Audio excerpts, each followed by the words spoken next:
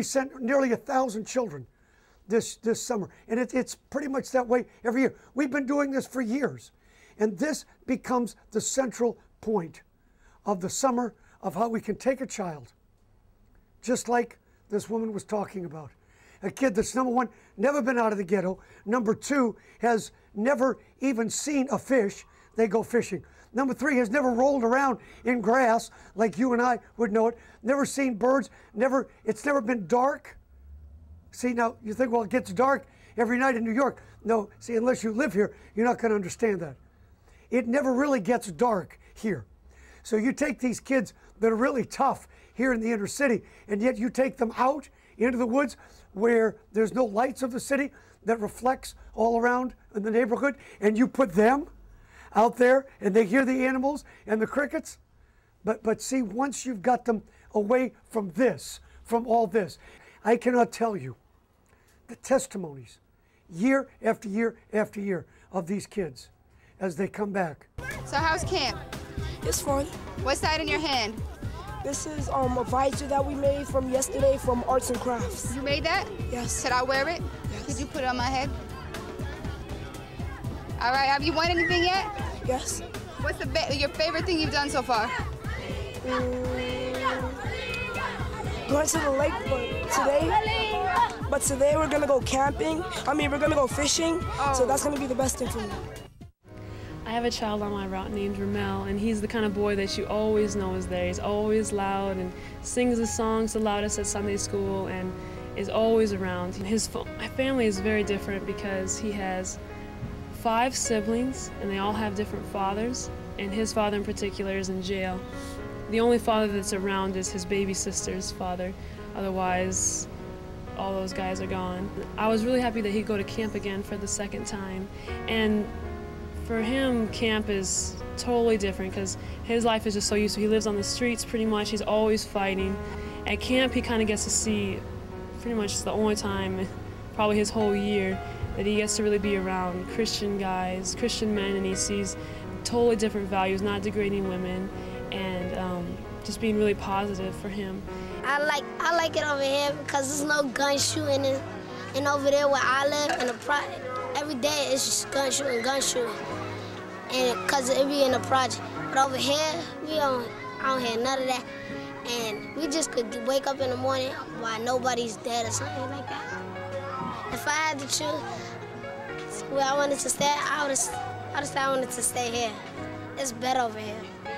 It's better over here than It's better over here than in New York City.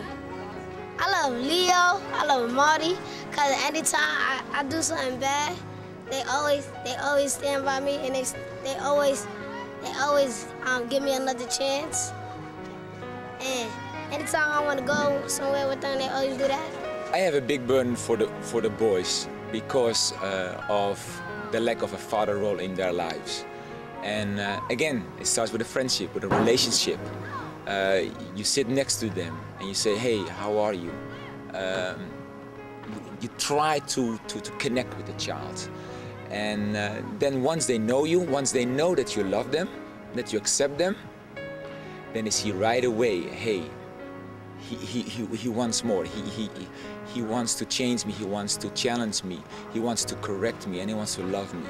And a lot of those boys that are here, they don't have a father.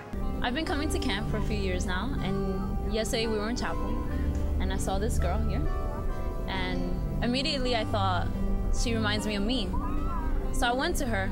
We didn't really know each other, but she hugged me, and we both started crying, and I don't think in the beginning we knew why we were crying. We just started crying and crying. And I just felt, man, like she was just like me when I was young. Like she didn't really believe no one loved her or that she was beautiful or special. And so like I took her and she was holding me real tight, right? And when I prayed, I didn't pray for her, I prayed for us because I knew like what she was going through. And I said, remember the prayer I was saying, God, I pray that we understand how much you really love us, God, and that we really are beautiful. And then we kept crying and crying and crying. And I really wanted her to just know that she's not the only person that's ever felt like that. I felt like no one, cared about me, or maybe I wasn't pretty enough or special enough. And so We prayed together, we prayed together. It was for both of us. It really wasn't just for her, it was for both of us. That day I felt like God was feeling in me, taking all the pain that people put in me out.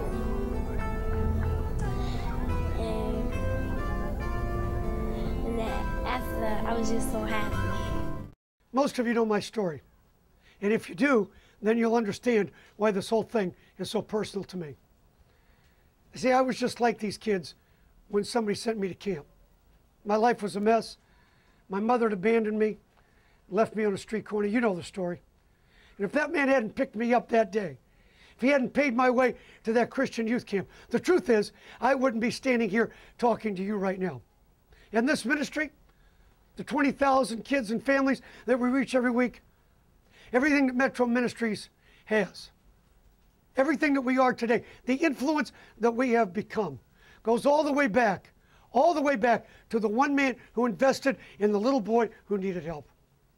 Today, you have the opportunity to do the same thing. Same thing that man did for me over 30 years ago. Because, see, you never know the lasting impact that that one man or one woman's sacrifice may have on someone. I'm sure that man, as a matter of fact, I know, he had no idea, no concept of what would come of his gift to me. How could he? I was just a kid. He didn't know. There's no way he could look into the future. It's impossible. But he saw the need. The need was the call.